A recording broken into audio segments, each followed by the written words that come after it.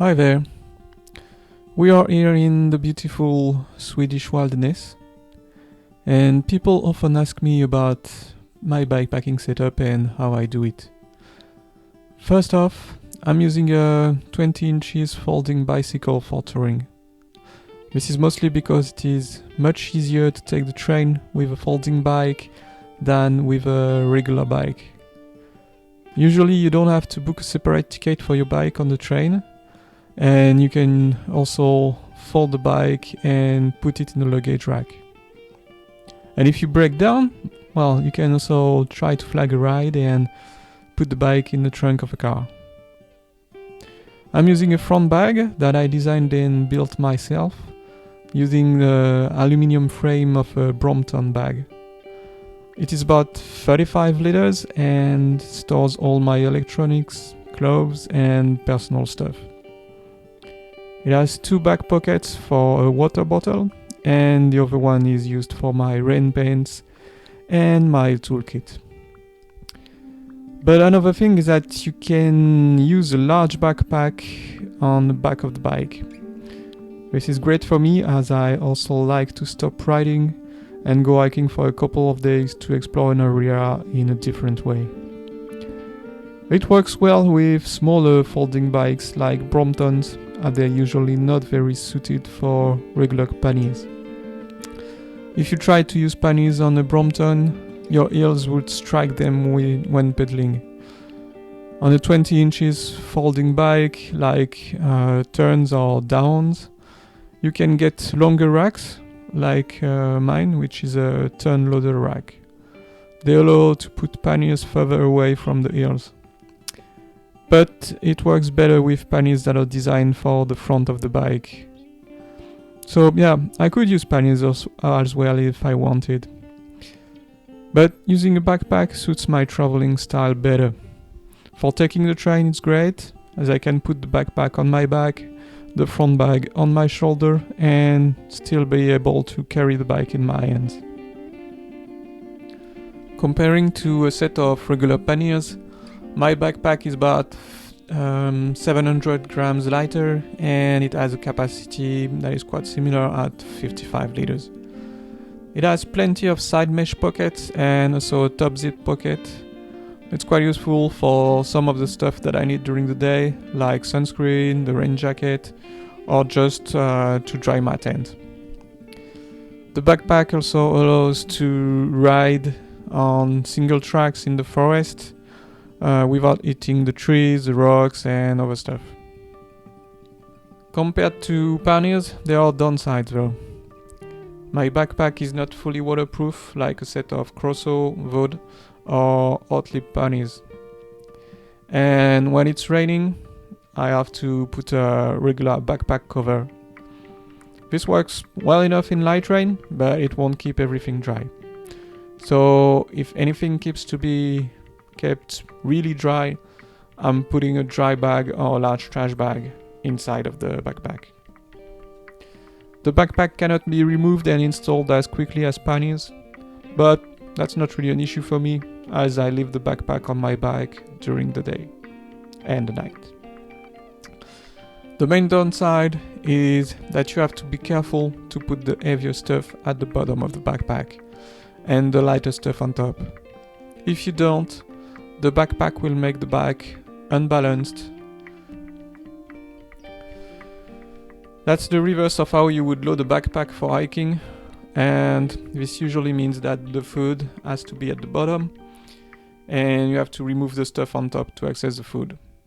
So I just put my tent and my mattress on top, so I only have two things to remove.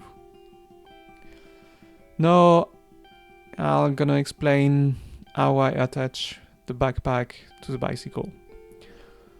First off, you have to consider how high your backpack will be on your bike, as it's attaching to the back of your seat. This depends on the size of your bike, the height of your saddle, and the size of the backpack. If the backpack goes above the seat, it will push your bum forward, putting you in an uncomfortable riding position. To avoid that, you will have to put a spacer between the seat and the backpack. In my case, I took an aluminium accessory for attaching water bottle cages to the back of the saddle, and I built a wooden plate to attach the straps of the backpack. It's just that I found this accessory in my local community bike shop, but there are other options. I've seen other people have used pieces of foam, like the foam noodles you will find in swimming pools. Some have used plumbing pipes, and others have designed,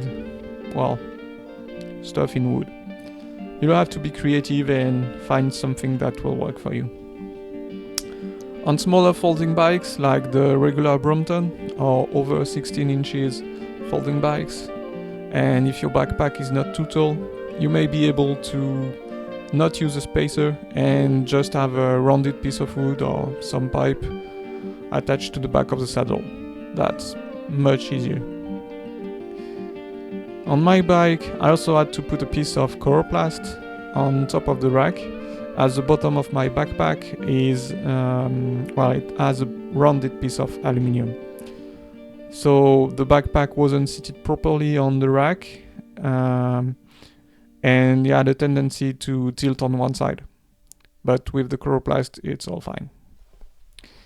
Once you have found the upper attachment to the saddle, you'll have to find two straps.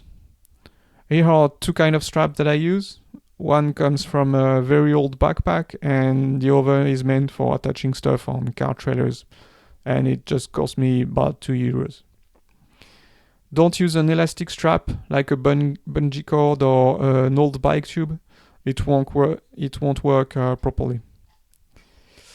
Do you have everything? Then let's start.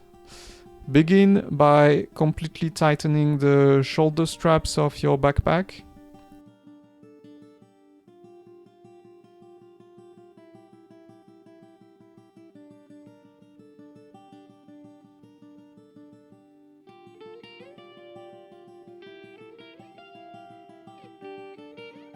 Then do the same with the chest strap.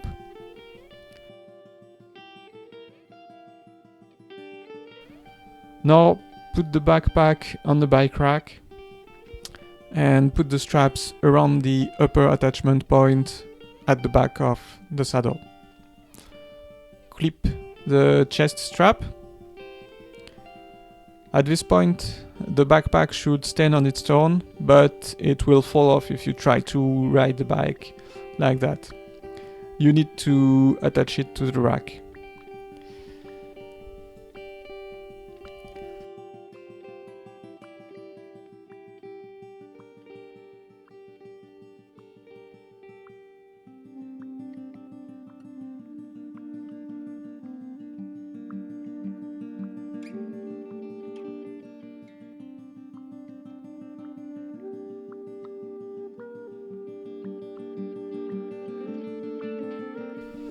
Take one of the straps and put it between the shoulder straps and the back plate of the backpack. Thread the strap in the rack so that it tightens the backpack in the direction of the ground, down, and the back of the bike. Make sure it is tight.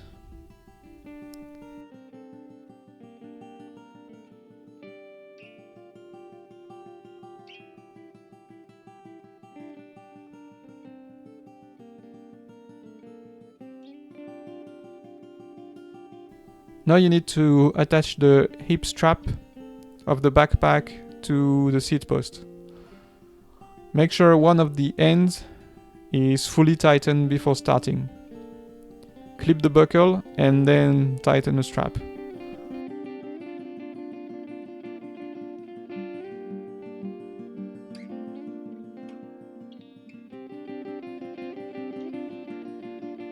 Make sure the buckle is not in an awkward position, like pressing on the seat post, as it might damage the buckle.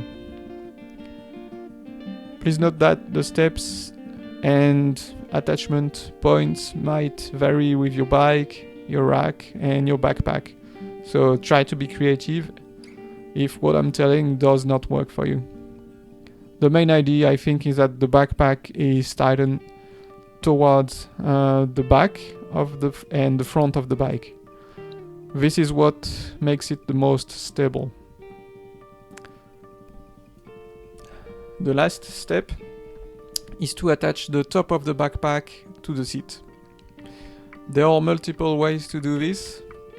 What I do is that I attach the top handle of the backpack to the wooden plate I made at the back of the saddle.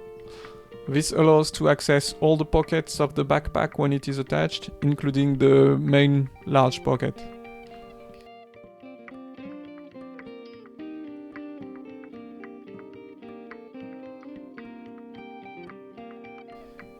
You might have noticed that you have a large space between the backpack and the seat post. This space can be used efficiently by tucking something in there. Personally, I'm using a 20 liters dry bag and I don't fill it to the top. I only use about 12 to 15 liters. I put all my sleeping stuff in there, like my pillow, my sleeping bag, and also my down jacket. It's great as everything stays dry and I only access this in the morning and evening, so I don't really have to open it and fiddle with it during the day.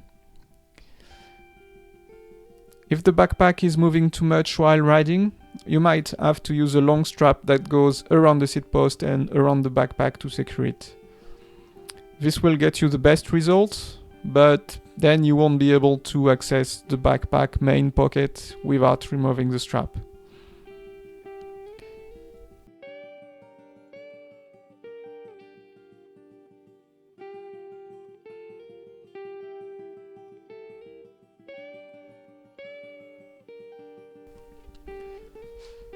Don't forget to tuck away all the end of the straps, or else they might tangle in your wheel while you're riding.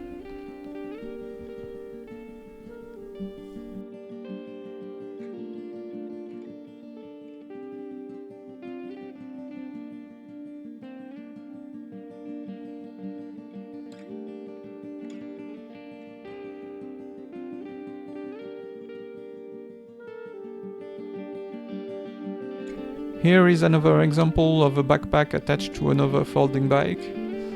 It is using another type of bottle cage accessory. There is a strap on the yellow dry bag, as that dry bag is too large, and without the straps it interferes with the rider's legs.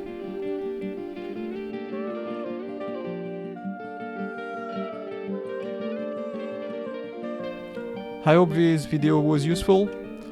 Please don't subscribe and don't like this video, I don't care. But please stop using YouTube and other fascist platforms and start using PeerTube instead, please. Have a safe travel and keep on riding.